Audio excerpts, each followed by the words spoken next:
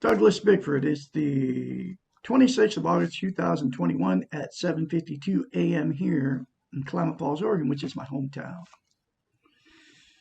I'm teaching self-esteem on YouTube. That's my new job. Okay, I'll probably be teaching self-esteem the rest of my life. I've been making a video a day out of a book called The Portable Therapist, teaching how to attain self-esteem. And the reason I'm doing it is because, number one, I got out of a toxic marriage almost 10 months ago because I got in that toxic marriage because I had no self-esteem. Okay, this is back in May of 2017. I put an ad on Craigslist. I met a woman on Craigslist because she was looking for a man to take care of her, to pay the bills. I was looking for somebody to love me because I had no self-esteem. I wasn't happy with just me, myself, and I. And I had everything. I had a house paid for in cash. I had 4 cars. I had a thriving business in Spokane, Washington. I had $35,000 in silver in my safe. Okay. I had it all. I was getting I'm a retiree from the military, so I had that money coming in, over $1,000 a month. But anyway, I had everything. She had nothing.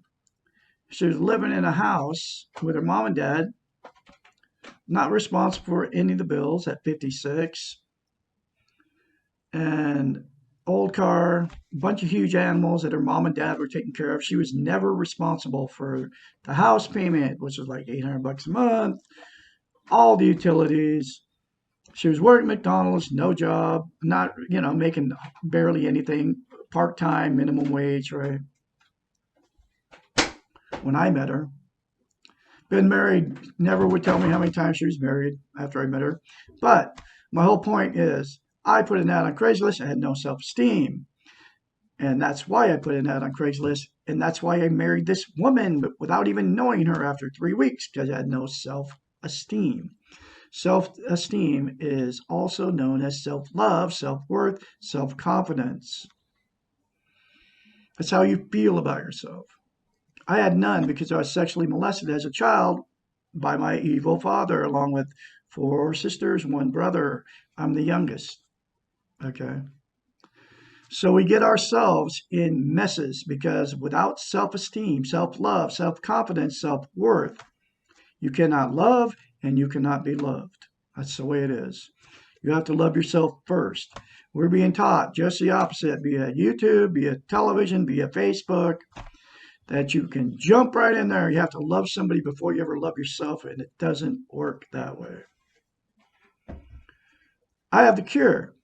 Came out of the book Portable Therapist, which is in the link, and it's written by a doctor of psychology. She's a psychiatrist. She knows the brain. The cure came out of the book, not from Douglas Bickford. It works. It's called mirror therapy. You look at yourself in the mirror, say, I love you.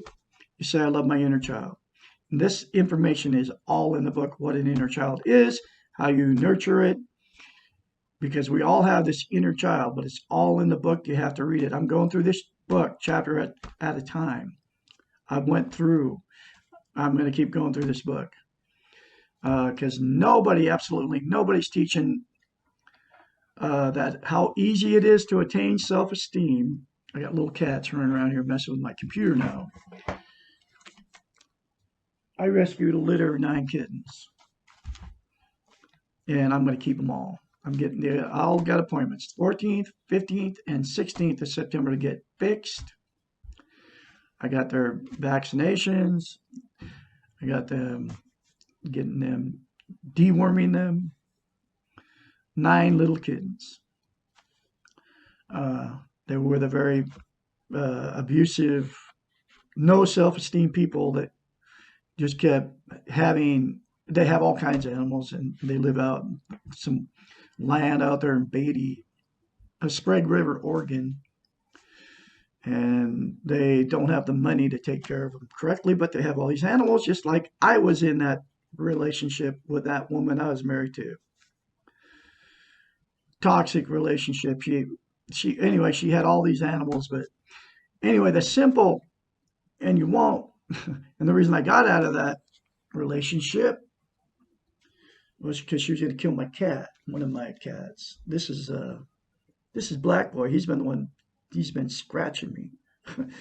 I've stopped 2 videos because this little guy right here. How cute is he? His name's Black Boy.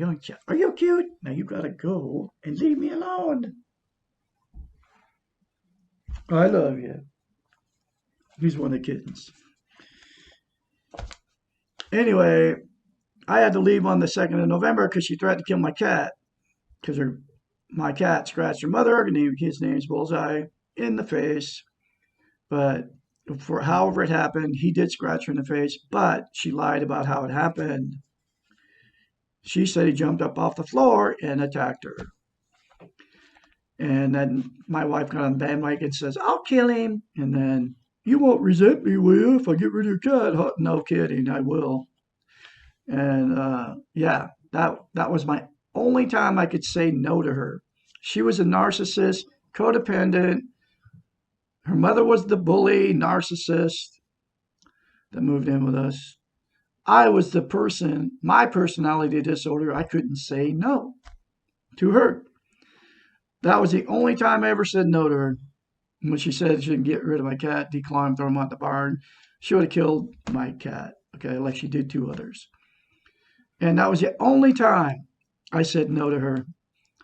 And I said, no, you're not killing my cat. And I took my cats. It happened on the 1st. I stayed one more night. I was going to stay one more night. Midnight, she started talking her trash about her mother. She was an alcoholic. She drank. Okay. Started saying something about her mother. I put up with her mother the whole time. She moved in with us and started just like getting all over me. She hated men. Okay. First thing she started doing was attacking me because we had 2 wood stoves. Before she moved in, I put wood stoves in the place and everything. I had to cut all the wood and all that, and it's a lot of work. Anyway, I was building wood fires. Started getting cold September, Started building fires. Started complaining, oh, they're too hot. And then she'd say stuff about, they're too hot. You made those fires too hot. And you're going to burn this house down. Every man I've ever known has burned down houses. And she started just attacking me because of the wood stoves. And then it just got worse and worse. You couldn't please her for nothing. Okay. And then my wife, of course, that's her mother, that's her blood, would stick up for her. Okay. And then I said, your mother's attacking me. Oh, no, just let my mother be. She's old and she's getting dementia. And she was faking dementia. Okay. Her mother was. So she didn't have to, because she abused her daughter. She abused all her kids along with her twisted husband that's dead. Anyway, you got to get this stuff out, folks, and talk about it. And I'm using YouTube to teach self-esteem and also to get it out, what has happened to me. I've been abused my whole life because of being sexually molested as a child. For 65 years, I stuffed it. Okay. I'm not stuffing it anymore. That's what I'm using YouTube for. And I'm also teaching self-esteem. Okay. And so because I know there's millions of you out there that are in the same toxic relationship I was in. You don't know what's going on. You're like confused. So whoever it is, whether you're a man or a woman, because women abuse men and men abuse women. The same. I was abused by a woman. I've been abused by every woman I've ever married. I've married 4 times. But I've been married 4 times because I had no self-esteem. If I'd have read this book before I ever got married the first time, which was when I was 22, I wouldn't even be in this situation right now. I would have never I would have never married the wrong person. Okay. I would have married somebody because without self-esteem, you can't love and you can't be loved. So you marry exactly what you are, or you get your boyfriend or your girlfriend's exactly what you are. Somebody that doesn't love themselves. Unless you get healthy, and you can get healthy by the mirror therapy I told you about. Get the book. It's in the link in the description of this video. Uh, get the book. Say the two things in the mirror to yourself. That'll be on your road to recovery, and it works. And all these concepts are in this book. Okay, you got to get the book, reread it. I have re-listened to this stuff, and I keep hearing more and more truth out of it. Like just recently, okay, I discovered that when I married this woman, the very first date, I kid you not, well, the very first week of talking to her, if I would have had self-esteem before I ever met her for the first time, which was in, excuse me, at Safeway in Newport, Washington, on a Saturday. Never forget the day. I was talking to her a week prior because I met her on Craigslist. Then we started talking on the phone for a week. Every red flag out of everything that came out of her mouth was there. But I didn't have any self-esteem, and she was really good looking. So I was like, okay, I'm going after this woman. I don't care what's going on. You toss it all over the side. But if I had had self-esteem before I ever talked to her, after I started talking to her, if I had had self-esteem, I would have went like 2 conversations. The second conversation, I would have like never called her back. I would have never pursued it if I had self-esteem.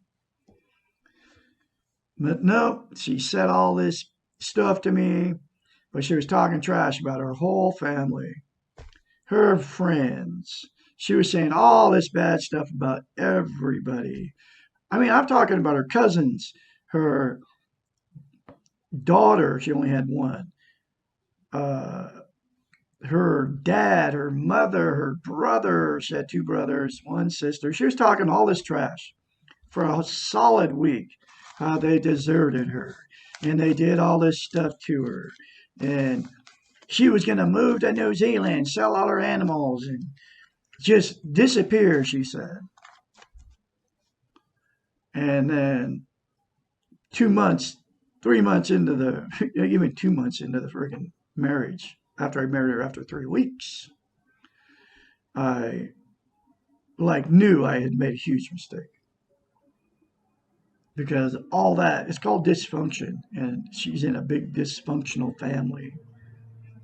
But anyway, the very first date, I should have ran like a scared rabbit. I would have ran like a scared rabbit without even meeting her, you know, and would never got involved with her if I had self-esteem, like I just said. But I got self-esteem because of the simple concept of mirror therapy on steroids. She said to me, very first date, okay, she cooked this elaborate meal, right? 6-course meal, you know. And then we ate like 10 o'clock at night. But in the course of that date or maybe it was a second date. Uh, I can't remember, first or second date. Before I ever married her. I married her after 3 weeks, okay? But anyway, the first, whatever it was, first or second date, she says to me, oh yeah, my ex-husband, his name was Ken, right? They used to hang out in bars, play darts, that's what she told me. Oh, it's always him. It was always his idea to go play darts. And, they'd be drinking. Bars or meat markets. Anyway, so they met. This is what she told me. They met, took home this blonde haired beauty, right? That she was bragging about how good looking the woman was, right? Telling me that they talked this woman into going home with them and having sex, a threesome, right? This is what she told me. And that the woman, she was bragging about it. The woman only wanted to have sex with my wife, right? And didn't want to have sex with him. And so he watched, right, while they had sex. Okay. This is like the very first conversation we had, you know. And then she told me how good she's bragging about it, how good the woman kissed, way better than her husband. Okay. I should have ran like a scared rabbit after that freaking conversation. Because I was not into threesomes and all that stuff. I'm not into going to bars. I wasn't. I haven't ever been. Okay. And I still pursued her because I had no self esteem. And I had everything I needed. I was looking for love in all the wrong places. Okay. Anyway, that was one of the first conversations. Wow. Still married her. After 3 weeks, I still pursued her after that conversation. And then she was, and then I started talking to her later about that. Oh no, I go, what? Are you bisexual? Because I mean, it's like, think of me kissing a guy. It's like cringe, right? All right. I mean, it's like she got something twisted going on in her head sexually that can kiss a woman. I mean, get turned on by a woman. Well, you can kiss somebody. All right. I mean, they do it in porno all the time, right? Women, but they're paying them to do it. They probably make really good money to do that stuff. So I don't know if they're lesbian or if they're really. I don't know how it works. I know that a man, but whatever. Anyway, I was all had no self esteem, so that's what I got myself into, and that's what we get ourselves into. And you out there know what I'm talking about. Okay, you're in a toxic relationship right now. And if you're in one, get out and get self esteem and continue to watch me because I'm going through the book, Portable Therapist, one chapter at a time. And I can be your mentor. My phone number is 458-232-5238. Okay. Now, this is chapter 36 out of the Portable Therapist. It's called How Can I Learn to Let Go? I mean, all said and done. You need to get self-esteem if you ever want to have a healthy relationship, a romantic one. And the mirror therapy I told you about will get it to you. Okay? I can help you along the way. I will be your mentor. Previous questions have emphasized the importance of letting go. It has been mentioned that we need to let go of insecurity, guilt, anxiety, perfection, fairness, and our illusions and defenses. This sounds like a great deal to release if we do, and if we do manage to let go of all the above, what will be left? It is important to note that all of these attributes are related to the weak ego, the worth that we receive from external resources. All the above serve to protect us from ourselves and to provide reasons to externalize or excuse our human behaviors. They all help to justify why we are the way we are and prevent us from taking responsibility and from changing ourselves. When we let go of the need to be something we cannot be, perfect, we will discover that what we have left is our humanness, our goodness, our belief, and trust in ourselves. We'll be left with a kind, objective, and responsible self.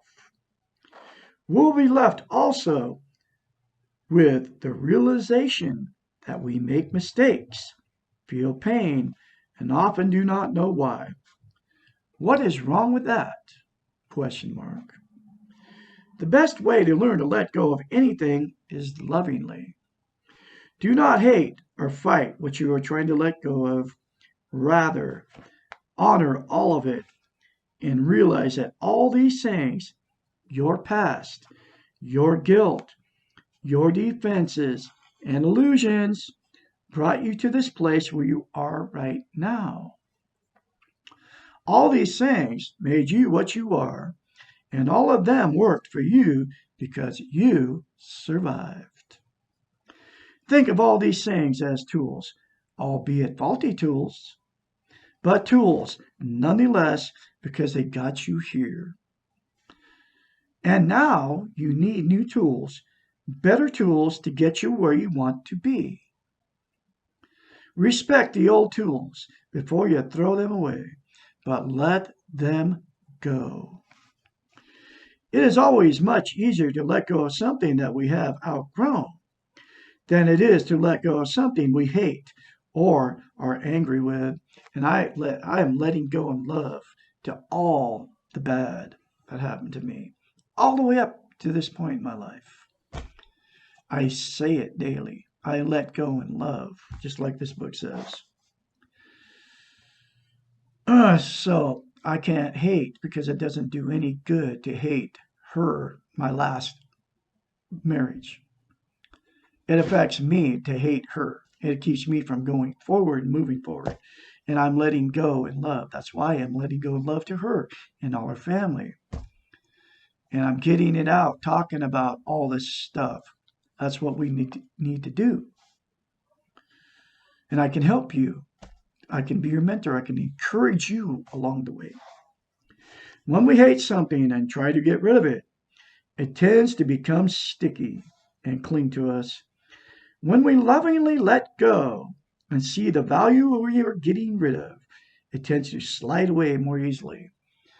That's why everything that happened to me in that relationship, just that last relationship, got me right here, right now, teaching self-esteem, full of self-esteem. About 9 months ago, I started getting it because I started practicing it, and it's the mirror therapy. All my past has got me where I'm at right now, which is in a beautiful house that I paid cash for because I was in that relationship. Uh, Full of self-esteem because I was in that relationship. And all the bad, I'm letting go of all the bad. I'm letting go of the hate and letting go of the bad. That didn't get anything to me, but all of it got me to where I'm at right now. Well, I've survived. Full of self-esteem, full of self-love, able to live by myself, which I wasn't able to before. Able to go out to dinner by myself, able to take care of my own needs. I was always taking care of everybody else's needs because I always couldn't say no to these women I've been married to. Gave them everything and ignored myself. Okay. So all the bad has got me where I'm at today, which is sitting really good. Able to love myself, able to love my inner child, able to just be free of toxic relationships. Once you get self-esteem, you'll remove yourself from all these toxic people that are around you. When we lovingly let go and see the value of what we get rid of, it tends to slide away more easily.